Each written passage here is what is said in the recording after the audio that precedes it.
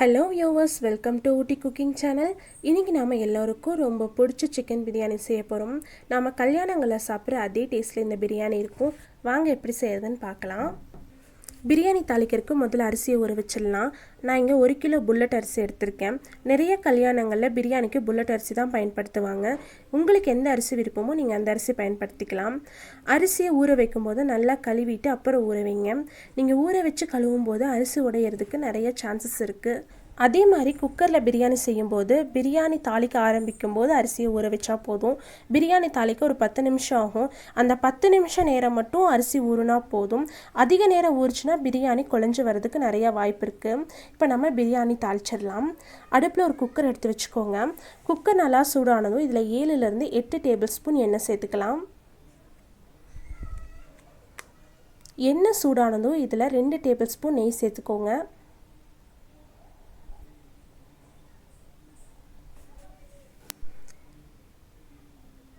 நெய் நல்லா சூடானதுக்கப்புறம் இதில் 4லேருந்து 5 பட்டை சேர்த்துக்கலாம். இது கூடவே 4 ஏலக்காய்,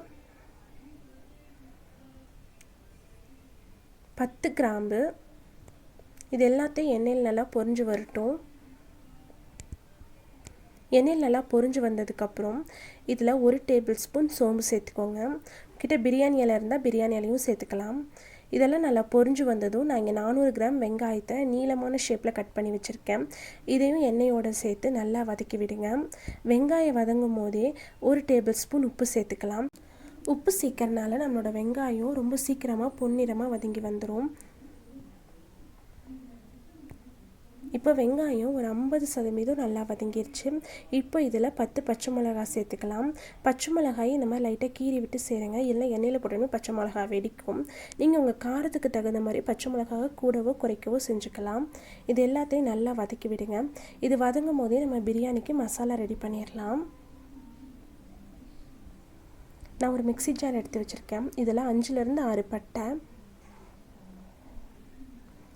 10 கிராம்பு சேர்க்கும் போது முழுசாக சேர்த்துக்கோங்க. உடஞ்ச கிராம்புங்களை சேர்க்காதீங்க, அப்போ அதோட டேஸ்ட் வேறு மாதிரி இருக்கும்.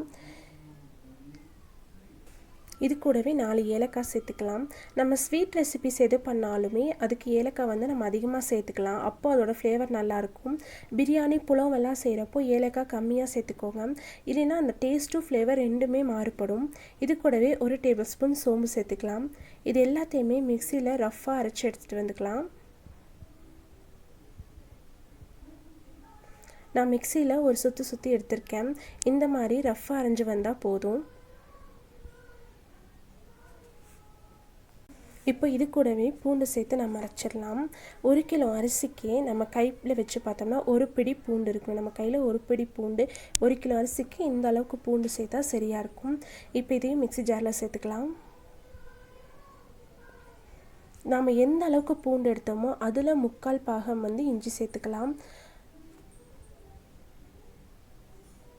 இது எல்லாத்தையும் மிக்சியில் சேர்த்து நல்லா பேஸ்ட்டாக அரைச்சி எடுத்துக்கலாம். இப்போ நம்மளோட வெங்காயம் நல்லா பொன்னிறமாக வதங்கி வந்துடுச்சு. பிரியாணிக்கு எப்போவுமே வெங்காயம் அதிகமாக சேர்த்துக்கலாம், அப்போ தான் பிரியாணியோட டேஸ்ட் நல்லாயிருக்கும். அதே மாதிரி வெங்காயம் நல்லா பொன்னிறமாக வதங்கி வரணும். இப்போ இந்த ஸ்டேஜில் நம்ம அரைச்சி வச்சுருந்த இஞ்சி பூண்டு பேஸ்ட் சேர்த்துக்கலாம். இஞ்சி பூண்டு பேஸ்ட் சேர்த்துட்டு அடுப்பை மீடியம் ஃப்ளேமில் வச்சுட்டு நல்லா கலந்து விடுங்க.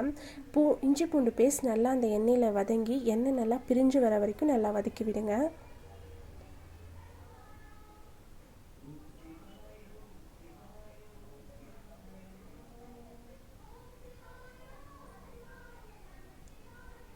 இப்போ இஞ்சி பூண்டு பேஸ்ட் நல்லா வதங்கி வந்துடுச்சு. இந்த அளவுக்கு நல்லா வதங்கி வரணும்.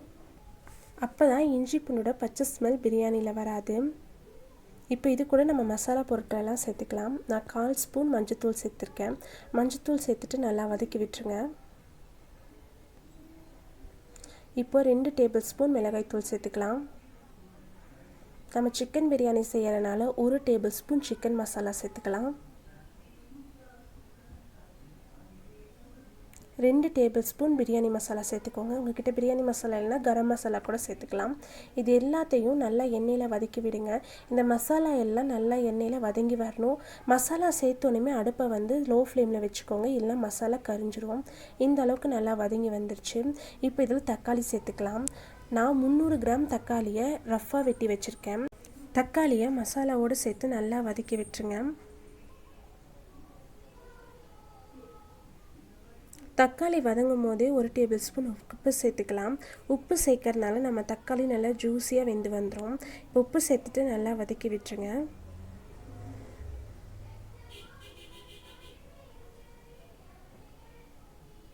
தக்காளி வதங்கி வரும்போதே நம்ம மல்லி புதினாவை கட் பண்ணி வச்சிடலாம்.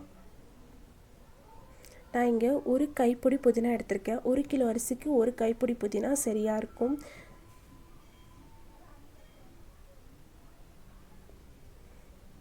இது கூடவே 1 கைப்பிடி மல்லி இலை சேர்த்துக்கலாம்.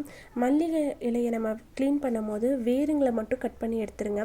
இந்த தண்டோடு சேர்த்துக்கோங்க. நம்ம நல்லா பொடியாக கட் பண்ணி தான் சேர்க்க போகிறோம். அப்போ நம்மளோட பிரியாணியோட ஃப்ளேவர் ரொம்ப நல்லாயிருக்கும். மல்லியும் புதினாவையும் நல்லா கழுவி பொடியாக கட் பண்ணி எடுத்து வச்சுக்கலாம். இப்போ அதை தக்காளியோடு சேர்த்து நல்லா வதக்கி விடுங்க. இந்த தக்காளி மல்லி புதினா இதெல்லாம் நல்லா வதங்கி நல்லா ஜூஸியாக வெந்து வந்துடணும். அந்த அளவுக்கு நல்லா வதக்கி விடுங்க. அடுப்பை மீடியம் ஃப்ளேமில் வச்சுக்கோங்க. கலரி விட்டுட்டே இருங்க. ஒரு 2 நிமிஷத்துலேயே இந்த அளவுக்கு நல்லா வெந்து வந்துடும். இப்போ இதில் நம்ம சிக்கன் சேர்த்துக்கலாம். நான் 1 கிலோ அரிசி அளவு சொன்னேன். 1 கிலோ அரிசிக்கு நான் 1 கிலோ சிக்கன் எடுத்திருக்கேன். இது எல்லாத்தையும் நல்லா இந்த மசாலாவோட நல்லா கலரி விடுங்க. இப்போ நம்ம சிக்கனுக்கு தேவையான உப்பு சேர்த்துக்கலாம். நம்ம மசாலாவில் கலந்து விடும் போதே உப்பு சேர்த்தோம்னா தான் சிக்கனில் உப்பு பிடிக்கும்.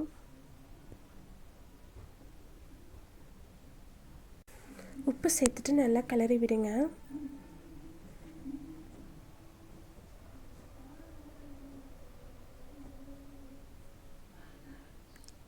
ஒரு 2 நிமிஷம் நல்லா கலந்து வந்ததும் இதில் நாம் தயிர் சேர்த்துக்கலாம்.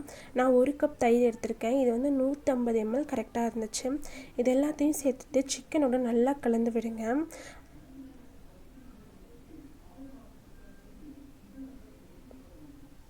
ஒரு 2 நிமிஷத்துலேயே சிக்கன் தயிர் எல்லாம் ஒன்றா கலந்து சிக்கன்லேருந்து தண்ணி விட ஆரம்பிக்கும். இந்த ஸ்டேஜில் பிரியாணிக்கு தேவையான தண்ணி சேர்த்துக்கலாம். நார்மலாக நம்ம பிரியாணிக்கு யூஸ் பண்ணுற அரிசி, அதாவது புல்லட், சீரக சம்பா, இந்த எந்த அரிசியாக இருந்தாலும் 1 டம்ளர் அரிசிக்கு 2 டம்ளர் தண்ணி சரியாக இருக்கும். நீங்கள் சப்போஸ் பாஸ்மதி ரைஸ் யூஸ் பண்ணுறீங்கன்னா 1 டம்ளர் அரிசிக்கு 1.5 டம்ளர் தண்ணி சரியாக இருக்கும். பிரியாணிக்கு தண்ணி சேர்க்கறதுக்கு முன்னாடி நம்ம வதக்கி விட்ட சிக்கன்லேருந்து எந்த அளவுக்கு கிரேவி வந்திருக்குன்னு பார்த்துட்டு அப்புறமா தண்ணி சேர்த்துக்கோங்க. நான் 4 டம்ளர் அரிசி எடுத்திருந்தேன். 8 டம்ளர் தண்ணி சேர்க்கணும். இந்த கிரேவியில் இருக்க தண்ணியே எனக்கு 2 டம்ளர் அளவுக்கு இருந்துச்சு. அதனால் நான் 6 டம்ளர் தண்ணி சேர்த்துருக்கேன்.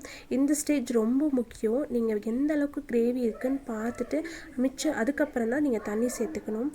தண்ணி சேர்த்து நல்லா இந்த அளவுக்கு கொதி வந்ததுக்கப்புறமா நம்ம அரிசியை சேர்த்துக்கலாம்.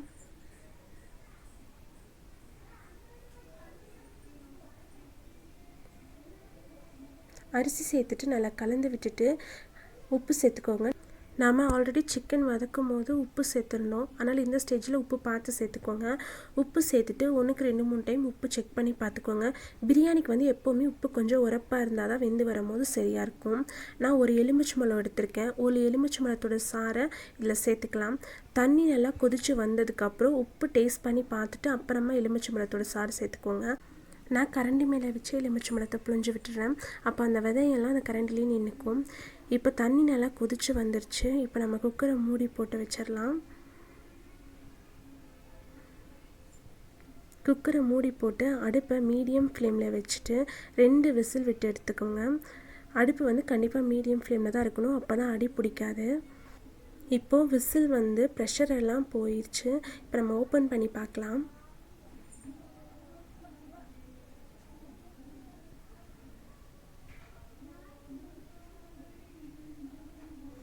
பாருங்கள், நம்மளோட பிரியாணி ரொம்ப சூப்பராக ரெடி ஆயிடுச்சு.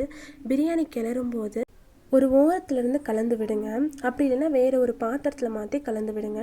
நம்ம ஃபோர்ஸாக கிளறும் போது நம்மளோட சாதமெல்லாம் உடஞ்சி பிரியாணி குழஞ்ச மாதிரி ஆகிடும். நீங்கள் இந்த அளவுகளோடு செஞ்சிங்கன்னா கொஞ்சம் கூட அடி பிடிக்காது.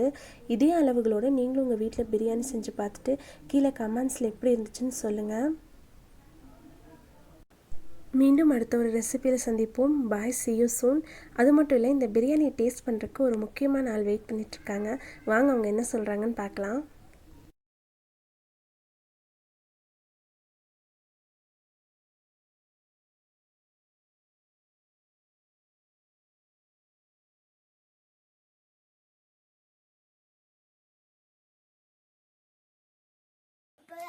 எப்படிமா இருக்கு? நல்லா இருக்கா? உங்களுக்கு பிடிச்சிருக்கா? ஓகே.